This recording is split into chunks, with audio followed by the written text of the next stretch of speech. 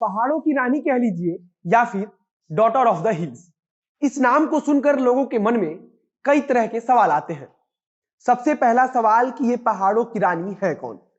कई लोग इनके नाम से तो परिचित होते हैं लेकिन इनकी जिंदगी से नहीं।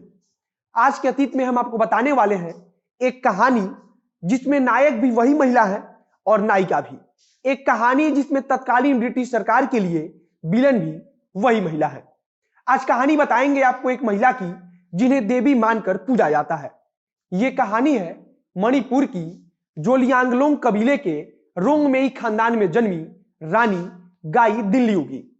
13 वर्ष की उम्र में जब अन्य बच्चे दुनिया को देखकर सीख रहे होते हैं, दुनिया को समझने की कोशिश कर रहे होते हैं, तब 13 वर्ष की उम्र में अंग्रेजी सरकार को उखाड़ने का सपना मणिपुर की एक लाडली देखने लगी थी। नमस्कार, मेरा नाम है मोहित कुमार सिंह और आप देख रहे हैं हमारा विशेष कार्यक्रम अतीत।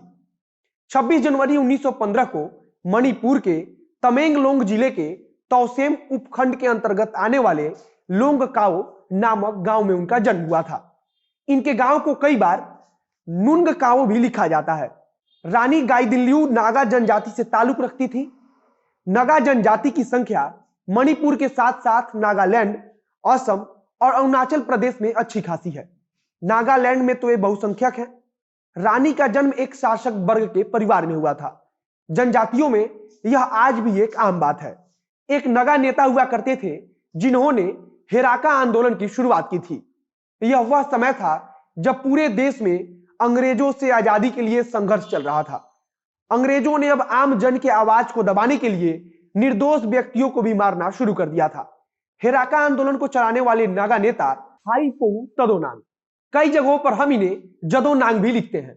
रानी और इनके बीच का रिश्ता भाई और बहन का था। हेराका आंदोलन का मकसद था अंग्रेजी सरकार के अधिकारियों को वहां से भगाना। उनका लक्ष्य था कि अंग्रेजी सरकार के अधिकारियों को भगाकर अंग्रेजी शासन को खत्म कर फिर से नागा राज को पुनर्स्थापित किया जाए। रानी गाईदिल्लियू जब मात्र 13 वर्ष की थी तभी वो इस आंदोलन से जुड़ गई। आंदोलन समय के साथ और मजबूत होता, लेकिन इसके पहले ही आंदोलन को संभालने वाले नगा नेता तदोनांत को अंग्रेजों ने पकड़ लिया। अंग्रेजी सरकार ने उन्हें फांसी की सजा दी। उन्हें साल 1932 में इम्फाल में फांसी पर चढ़ा दिया गया। अब आंदोलन बिना किसी नेतृत्व के हो गया था। उनके मौत के बाद किसी ना किसी को उनकी विरासत को संभालना ही था। तब उनके विरासत को संभालने के लिए तैयार हुई रानी गाईदिल्लियू। हेराका आंदोलन से जुड़े लोग उन्हें देवी का अवतार मानने लगे। रानी के बारे में कहा जाता है कि वो गोरिल्ला युद्ध में परंपरागत थी। उन्होंने अपने साथ अन्य लोगों को जोड़ा और अंग्रेजों के खिलाफ बगावत शुरू कर दी। रानी के लिए गांव के लोग जान तक देने के लिए तैयार थे। ब्रिटिश सरकार की तरफ से तमाम तरह के लालच दिए गए। ऐलान किया गया कि जो भी गांव रानी के बारे में जानकारी देगा उसे 500 रुपया का नगद इनाम और 10 साल तक उससे किसी प्रकार का कोई टैक्स भी नहीं लिया जाएगा। ब्रिटिश इंडियन आर्मी के असम राइफल्स को उनके पीछे लगा दिया गया। रानी असम, नागालैंड और मणिपुर के बीच कभी किसी गांव में तो कभी किसी गांव में छुपती रही। हालांकि उस समय तक गाईदिल्लियू कोई रानी नहीं बल्कि देवी की अवतार मानी जाती रही। लेकिन साल 1932 में उनको कोइलवा नामक स्थान से अंग्रेजी सरकार ने गिरफ्तार कर लिया। उसके बाद उन्हें जेल में डाल दिया गया। वहां जेल में उनसे मिलने उस समय के इंडियन नेशनल कांग्रेस के बड़े नेता और भारत के प्रथम प्रधानमंत्री पंडित जवाहरलाल नेहरू आए थे। पंडित जवाहरलाल नेहरू ने ही उन्हें पहली बार रानी कहकर बुलाया था और इसके बाद से उनके नाम के आगे रानी लग गया, जो आज भी लोग सम्मान में रानी कहकर ही बुलाते हैं। जेल में जब पंडित नेहरू उनसे मिल रहे थे तो उन्होंने प्यार से पहाड़ों की बेटी कहा था, जो अब उनके उपनाम की तरह उपयोग किया जाता है। 1932 में जब रानी जेल में गई तो फिर उन्होंने जेल से बाहर की जिंदगी को आजाद भारत में ही देखा। 1947 तक उन्हें गुवाहाटी, तुरा, शिलोंग और आइजोल के अलग अलग जेलों में रखा गया। जब भारत आजाद हुआ तो वो जेल से बाहर आई, लेकिन तब तक उनके सामने एक और समस्या खड़ी हो गई थी। जेल से छूटने के बाद रानी को लेकर कई बार विवाद भी हुआ। कारण था कि ईसाई धर्म अपना चुके नगा लोगों के धर्म परिवर्तन का वो लगातार विरोध कर रही थी। उस समय रानी पर इस बात का भी आरोप लगाया गया कि वो हिंदू धर्म की समर्थक है। सबसे खास बात थी कि आजादी के बाद रानी नगा समुदाय के लिए काम तो करती रही, लेकिन नगा लोगों द्वारा बनाई गई नगा नेशनल काउंसिल के सदस्य भारत से अलग होकर एक स्वतंत्र देश की मांग कर रहे थे और रानी इस मांग के खिलाफ थी। वे आजादी के बाद एक बार फिर से हेराका आंदोलन को शुरू करना चाहती थी, लेकिन अब परिस्थितियां पहले के मुकाबले काफी बदल चुकी थी।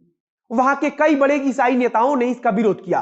रानी अपने सुरक्षा को लेकर भी बड़ी चिंतित थी और अंततः वह सुरक्षा के लिहाज से अंडरग्राउंड हो गई। उसी समय उन्होंने एक अलग सेना बनाई। 1965 में उनके समर्थकों ने 9 नगा नेताओं को मार डाला था, जिसके बाद से उनकी आलोचना पूरे देश में शुरू हो गई।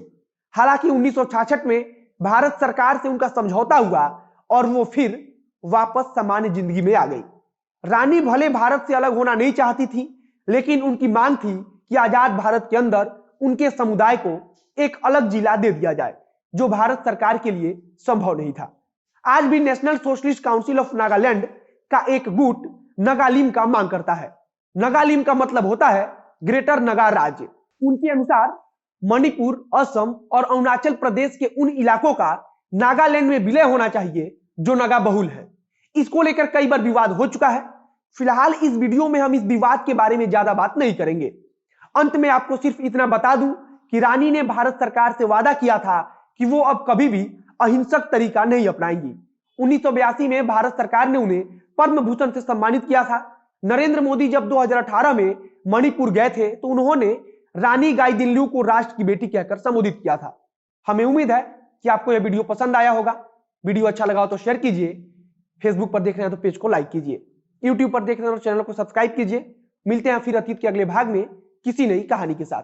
कैमरे के पीछे खड़े हैं वरुण झा और मैं मोहित कुमार सिंह। धन्यवाद।